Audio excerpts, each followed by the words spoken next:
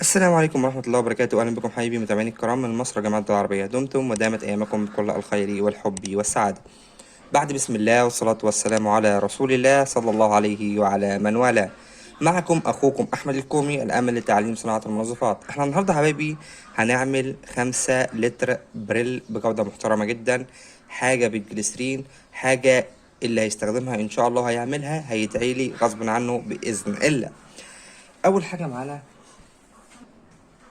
واول حاجه حبايبي هننزل بيها وهي 2 كيلو ونص من الميه، نخليهم 3 كيلو ونص عادي. 3 كيلو من الميه.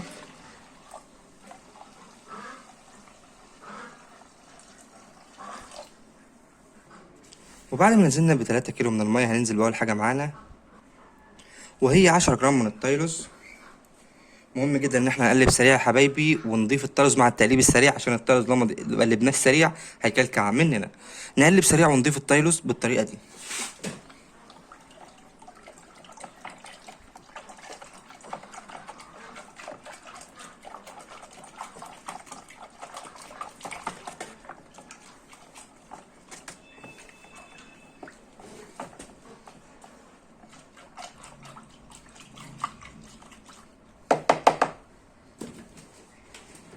وبعد ما قلبنا التايلوز ده معانا بكل سهوله، فهضيف وراها مباشرة 90 جرام من الصودا السايلة. طبعا حبيبي أنا حاطط الميزانة تحت فبوزن ال90 جرام من الصودا السايلة. كده وزنت 90 جرام بالظبط. طبعا هقلبهم كويس جدا.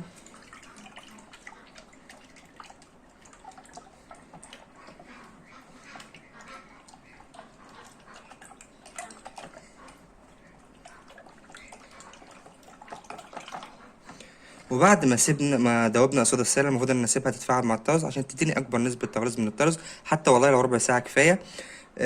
فنسيبها ونرجع. وبعد حبيبي ما سيبنا الصودا اتفاعلت مع الطرز، دلوقتي هنحط 250 جرام من السلفونيك. انا بستخدم هنا سلفونيك الامل، زي ما انتم شايفين حاجة روعة، حاجة ممتازة جدا، شفافية ونقاء كويس جدا. نوزن 250.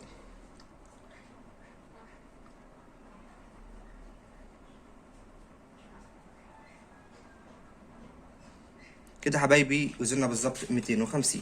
طبعا هنقلبهم كويس جدا.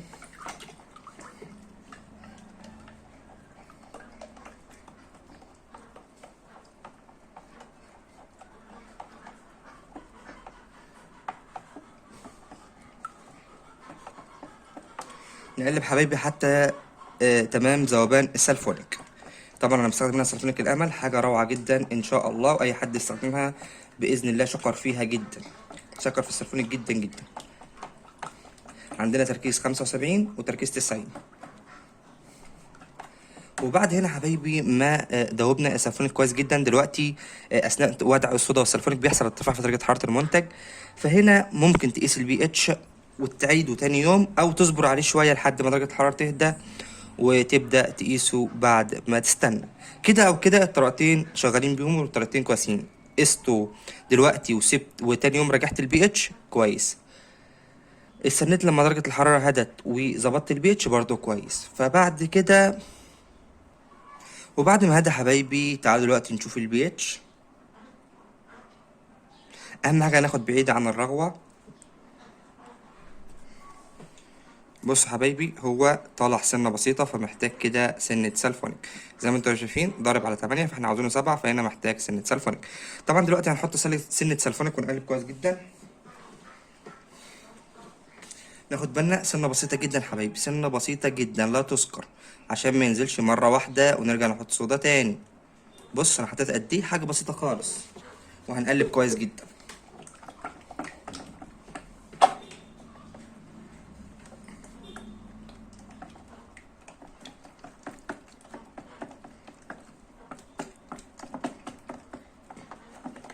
اهم حاجه السلفونيك يدوب معانا تماما، اللي احنا حطيناه حتى التعادل نستنى لما يدوب تماما عشان نقدر نظبط بي اتش مظبوط بنسبه 100%.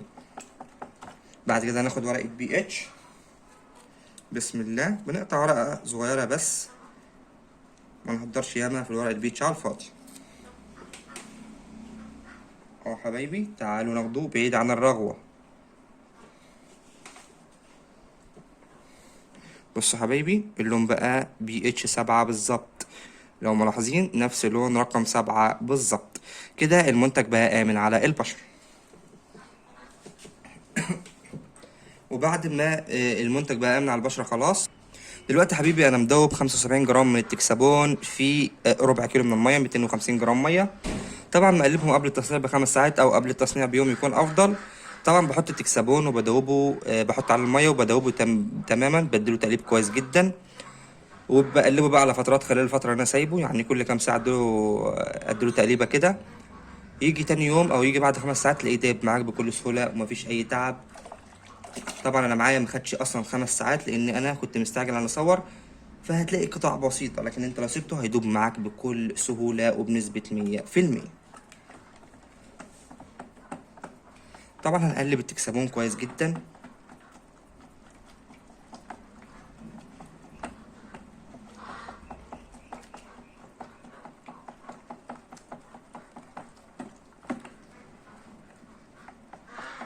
وبعد ما قلبنا التكسبون كويس جدا، دلوقتي يا حبيبي هننزل بالظبط ب10 جرام من البي بي 4.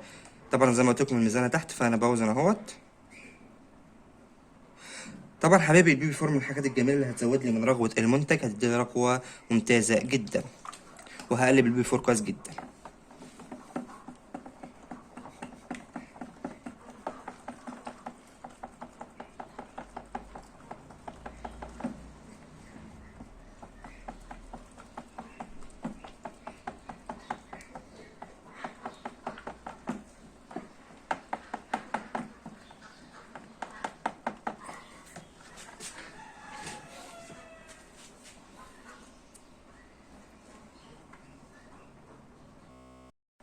ودلوقتي يا حبايبي ده وقت وضع الملح. طبعا حبايبي انا دلوقتي المفروض ان انا احط 80 جرام من الملح، لكن انا مدوب فقط 50 جرام من الملح. طالما المنتج واخد معانا خامات، انا مدوب دلوقتي 50 جرام. طالما المنتج واخد معايا خامات، فبقلل من نسبة الملح ونسبة التايلوس، فنحط 50 جرام ونشوف النتيجة ونشوف اللزوجة بتاعتنا وصلت لحد فين. لو عايز ملح تاني نحط، ما عايز ملح تاني خلاص. وما نفرحش باللزوجة العالية، لزوجة وسط تكون ممتازة، يكون المنتج معانا رغوته عالية. لأن الملح من الحاجات اللي بتأثر على اللزوجة مع الوقت، لو زادت نسبتها ممكن تحل المنتج. بتأثر كمان على الرغوة لو زادت نسبتها. هنحط طبعا الملح مع التقليب السريع.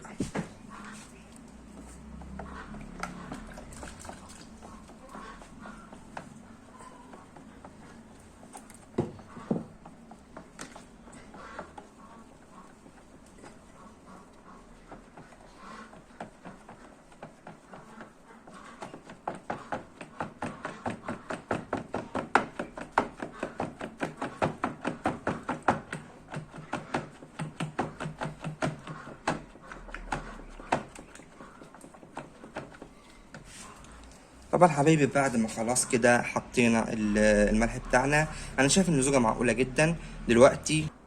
وعشان دلوقتي يا حبايبي نعمل لون بريل بالظبط، دلوقتي هنحط اللون. هنحط مبدئيا اول حاجه معانا لون اصفر، هنحط سنه بسيطه من اللون الاصفر ونقلب كويس جدا. طبعا حبايبي لون البريل بيتعمل من لونين، الاصفر والازرق. طبعا احنا في الكميات الكبيره بنبقى عارفين النسب بالظبط، نطلعوا درجه اللون زي البريل بالظبط. لكن الكميات الصغيره طبعا عشان جرامات بسيطه جدا واقل من جرامات، فبنعملها كده بالنظر.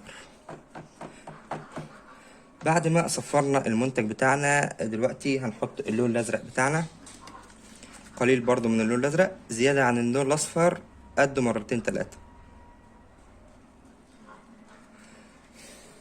ونقلب كويس جدا.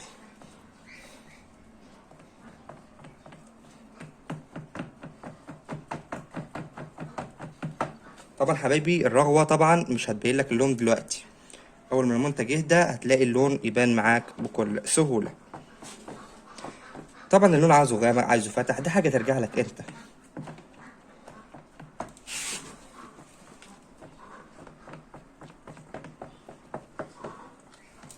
طبعا دلوقتي هنهدى شوية عن المنتج لما يشف عشان نشوف المنتج كويس.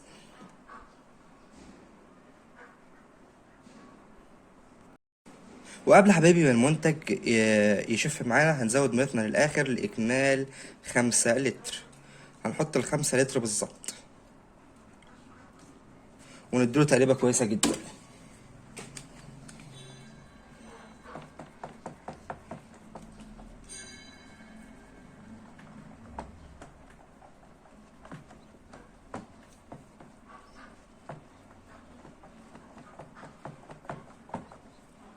نرجع لكم بقى اول ما نشوف ونشوف المنتج ونشوف اللزوجة، وان شاء الله مش هيقبل ملح تاني، مش هيعوز ملح تاني ان شاء الله. طبعا حبيبي احنا عملنا اختبار بسيط كده للزوجة، ولكن هي لزوجة ممتازة والله. ولكن يعني انا عارف ان انتوا عندكم هوس في اللزوجة العالية، فهنرفع لكم اللزوجة سنة. دلوقتي انا مدوب 20 كمان 20 جرام كمان من الملح، هضيفهم مع التقليب. طبعا مدوب الملح خارجي، هضيفه مع التقليب السريع.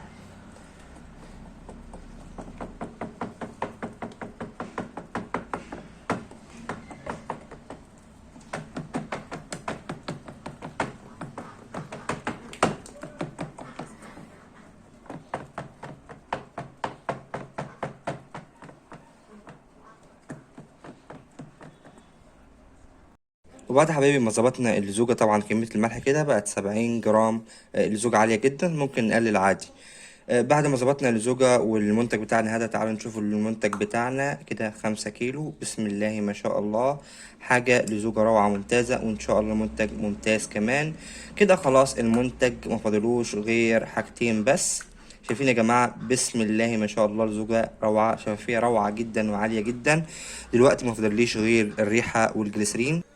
دلوقتي معايا حبايبي، انا معايا دلوقتي 5 جرام من الريحة. بسم الله. طبعا هحط الميزانة تحت زي ما انتم عارفين. 5 جرام من الريحة، عليهم بالظبط 10 جرام من الجليسرين.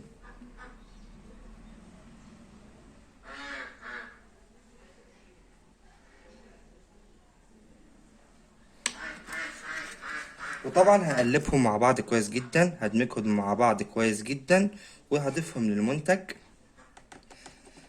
الجليسرين من الحاجات الجميلة اللي بتثبت معايا الريحة بتاع المنتج، وكمان هيكون مرطب للبشرة عشان لو حد استخدم البريل. بعد كده يا حبايبي هنقلب المنتج كويس جدا.